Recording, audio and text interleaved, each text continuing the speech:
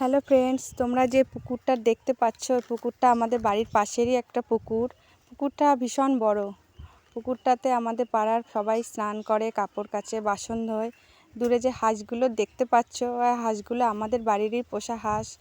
হাঁসগুলোকে আমি ডাকলাম, তাই জন্য হাঁসগুলো আসছে। হাঁসগুলো আমার শাশুড়ি মাই পোষে, কিন্তু আমার শাশুড়ি মা বাড়ি নেই আজকে, তাই জন্য আমি ওদেরকে ডাকলাম খেতে দেবো তাই। হাঁসগুলো আসছিল, কিন্তু ওরা একটা কুকুরকে দেখে আবার জলের দিকে চলে গেল। তাই আমি ওদেরকে আয় আয় বলে ডাকলাম, ওরা আবার দৌড়ে দৌড়ে আসছে। ওরা দৌড়াচ্ছে, তাই আমি ওদেরকে ডাকছি সামনে থেকে, আবার ওরা আসছে দৌড়ে দৌড়ে আসছে। আমিও একটু দৌড়ে দৌড়ে গেলাম, কারণ গেটটা খুলবো।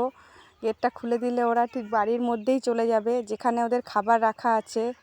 হাঁসগুলো যখন আসে আমার ওদেরকে দেখলে খুব হাসি পায়, হেলতে দুলতে দুলতে আসে। হাঁসগুলো আমাদের খুব লক্ষ্মী হাঁস, যা বলা হয় তাই শোনে।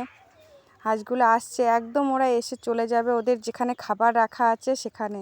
ভাত খাবে, ভাত দেওয়া আছে, গিয়ে একদম খাবার শুরু করে দেবে। তোমরা দেখো হাঁসগুলো বয়স খুব বেশি নয়, এই 7-8 মাস হলো। মে মাসের শেষের দিকে ওদের কেনা হয়েছিল। এই 1.5 মাস ধরে ওরা ডিম পাড়ছে। 6টা হাঁস আছে, 5টা মেয়ে হাঁস, একটা ছেলে হাঁস।